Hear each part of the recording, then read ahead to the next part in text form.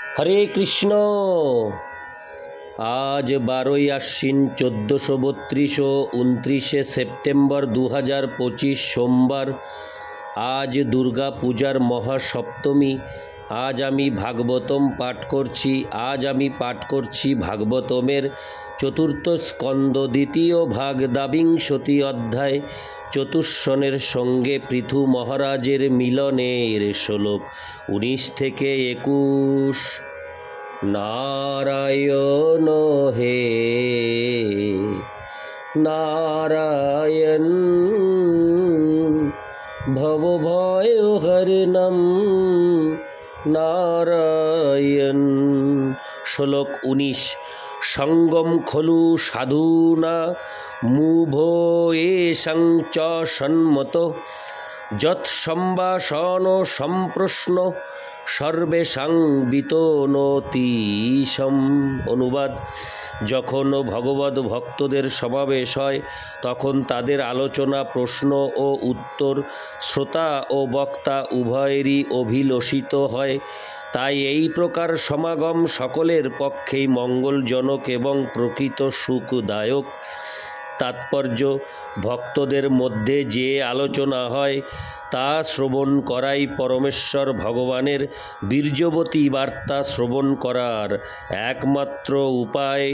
যেমন ভগবদ গীতা দীর্ঘকাল ধরে পৃথিবীর সর্বত্র সুপরিচিত, বিশেষ করে পাশ্চাত্য জগতে, কিন্তু যেহেতু ভক্তদের দ্বারা তার বিষয়বস্তু আলোচনা হয়নি তাই তার প্রভাব বিস্তার হয়নি।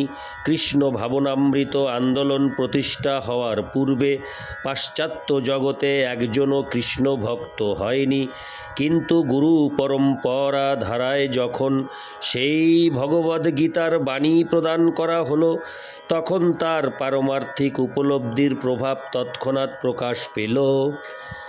কুমারদের অন্যতম সনত কুমার পৃথু মহারাজকে বলেছিলেন যে তার সঙ্গে তাদের সাক্ষাৎ কেবল পৃথু মহারাজের পক্ষেই লাভপ্রদ হয়নি, তা কুমারদের পক্ষেও লাভপ্রদ হয়েছিল।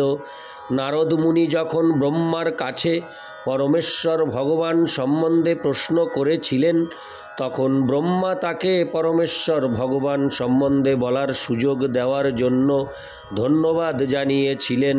তাই কোনো সাধু যখন অন্য কোনো সাধুর কাছে পরমেশ্বর ভগবান অথবা জীবনের চরম উদ্দেশ্য সম্বন্ধে প্রশ্ন করেন তখন তা সব কিছুকে চিন্ময় করে তোলে। যে ব্যক্তি এই প্রকার আলোচনার সুযোগ গ্রহণ করেন তিনি ইহজন্মে এবং পরজন্মেও লাভবান হন। উভয়েষাম শব্দটি নানাভাবে বর্ণনা করা যায়।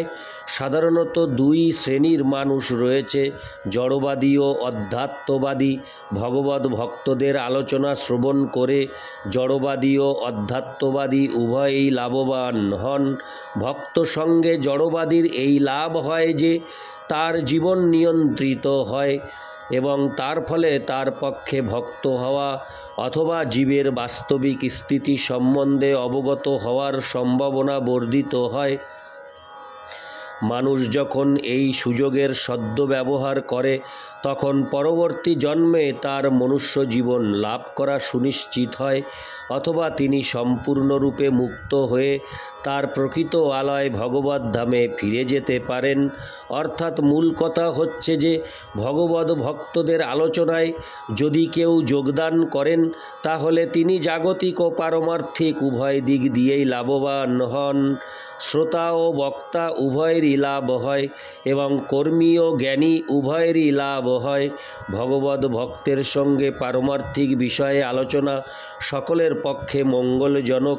তাই কুমারেরা স্বীকার করেছিলেন যে এই সাক্ষাতের ফলে কেবল রাজাই লাভবান হননি, কুমারেরাও লাভবান হয়েছিলেন।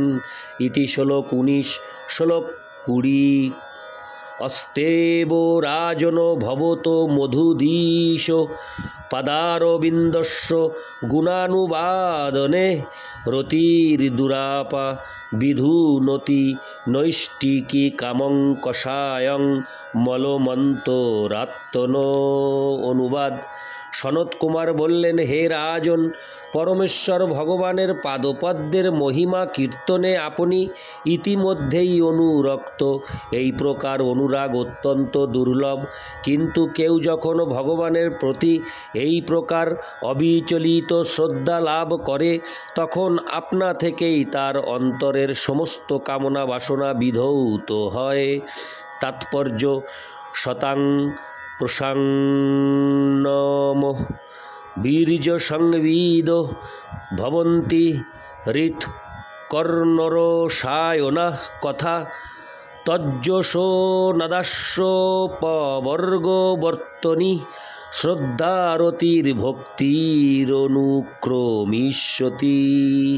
শ্রীমদ্ভাগবত 3:25-25। ভগবত ভক্তের সঙ্গলাভ হলে ভগবানের কৃপায় জড়বাদী মানুষদের হৃদয়ের সমস্ত কলুষ ধীরে ধীরে বিধৌত হয়। পালিশ করা হলে রূপা যেমন উজ্জ্বল হয়, তেমনি ভগবত ভক্তের সৎসঙ্গের প্রভাবে বিষয়াসক্ত ব্যক্তিদের হৃদয় কামনা বাসনা থেকে মুক্ত হয়। প্রকৃতপক্ষে জড় সুখ বা কামনা বাসনার সঙ্গে হরে কৃষ্ণ কাম বাসনার সঙ্গে জীবের কোনো সম্পর্ক নেই। তা ঠিক নিদ্রিত অবস্থায় স্বপ্ন দেখার মতো, কিন্তু শুদ্ধ ভক্তের সঙ্গ প্রভাবে সে জেগে ওঠে এবং তৎক্ষণাৎ চিন্ময় আত্মা নিজেকে পরমেশ্বর ভগবানের নিত্য দাসরূপে চিনতে পেরে তার স্বীয় মহিমায় অধিষ্ঠিত হয়।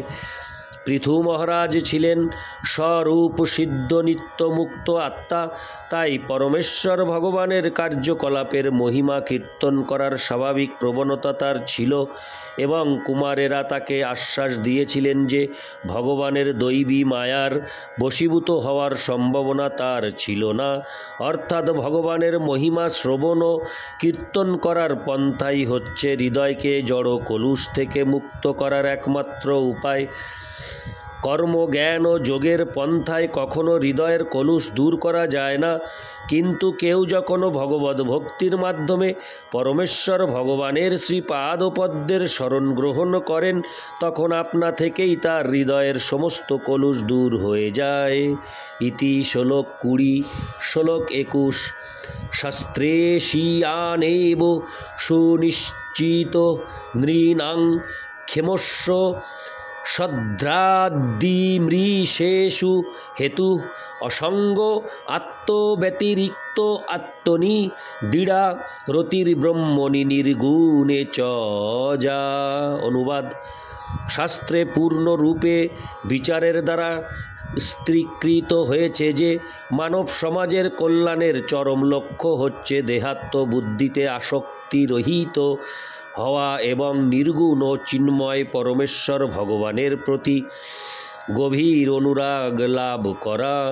তাৎপর্য: মানব সমাজে সকলেই জীবনের পরম কল্যাণ লাভের চেষ্টায় যুক্ত, কিন্তু যারা দেহাত্মবুদ্ধি পরায়ণ তারা জীবনের চরম উদ্দেশ্য সাধন করতে পারে না। এমনকি তা যে কি তা পর্যন্ত তারা বুঝতে পারে না। জীবনের পরম উদ্দেশ্য ভগবত গীতায় 2:59 বর্ণিত হয়েছে। পরং দৃষ্টা নিবর্ততে। মানুষ যখন জীবনের পরম লক্ষ্য খুঁজে পায় তখন সে স্বাভাবিকভাবেই জড়দেহের প্রতি অনাসক্ত হয়। এই শ্লোকে ইঙ্গিত করা হয়েছে যে চিন্ময় জগতের প্রতি ব্রহ্মণি আসক্তি দৃঢ়ভাবে বর্ধিত করা উচিত। বেদান্ত সূত্রে 1.1.1 প্রতিপন্ন হয়েছে, অথাত ব্রহ্ম জিজ্ঞাসা। পরমেশ্বর ভগবান অথবা ব্রহ্মের অনুসন্ধান ব্যতীত জড়জগতের প্রতি আসক্তি পরিত্যাগ করা যায় না। 84 লক্ষ বিভিন্ন জনিতে বিবর্তনের পন্থায় জীবনের চরম উদ্দেশ্য হৃদয়ঙ্গম করা যায় না, কারণ সেই সমস্ত দেহে দেহাত্মবুদ্ধি অত্যন্ত প্রবল। অর্থাৎ ব্রহ্ম জিজ্ঞাসার অর্থ হচ্ছে যে দেহাত্মবুদ্ধি থেকে মুক্ত হতে হলে ব্রহ্ম সম্বন্ধে প্রশ্ন করতে হয় এবং তার প্রতি আসক্তি বৃদ্ধি করতে হয়। তখন চিন্ময় ভগবদ ভক্তি লাভ করা যায়। শ্রবণং কীর্তনং বিষ্ণু ব্রহ্মে আসক্তি বৃদ্ধির অর্থ হচ্ছে ভগবানের সেবায় যুক্ত হওয়া। যারা নির্বিশেষ ব্রহ্মের প্রতি আসক্ত তারা দীর্ঘকাল সেই আসক্তি বজায় রাখতে পারে না। নির্বিশেষবাদীরা এই জগৎকে মিথ্যা বলে তা বর্জন করার পর পুনরায় এই মিথ্যা জগতে ফিরে আসে। যদিও তারা ব্রহ্মে আসক্তি বৃদ্ধি করার জন্য সন্ন্যাস গ্রহণ করে, তেমনি মহর্ষি বিশ্বামিত্রের মতো বহু যোগী পরমাত্মারূপী ব্রহ্মের প্রতি আসক্তি বৃদ্ধি করার চেষ্টা করতে গিয়ে নারীর শিকার হয়ে অধঃপতিত হয়। তাই পরমেশ্বর ভগবানের প্রতি আসক্তি বৃদ্ধি করার উপদেশ সমস্ত শাস্ত্রে দেওয়া হয়েছে। সংসার বন্ধন থেকে মুক্ত হওয়ার এটি একমাত্র পন্থা এবং সেই সম্বন্ধে ভগবদ গীতায় 2:59 বলা হয়েছে, পরং দৃষ্টা নিবর্ততে। কেউ যখন প্রকৃতপক্ষে ভগবদ ভক্তির প্রকৃত স্বাদ প্রাপ্ত হন তখন তিনি বৈষয়িক কার্যকলাপ থেকে বিরত হতে পারেন। শ্রী চৈতন্য মহাপ্রভুও ভগবৎ প্রেমকে জীবনের চরম লক্ষ্য বলে উপদেশ দিয়েছেন। প্রেমা পুমার্থ মহান। ভগবৎ প্রেম বৃদ্ধি না করে পারমার্থিক সিদ্ধি লাভ করা যায় না। ইতি শ্লোক 21। নারায়ণ হে নারায়ণ ভবভয় হরণম নারায়ণ। হরে কৃষ্ণ।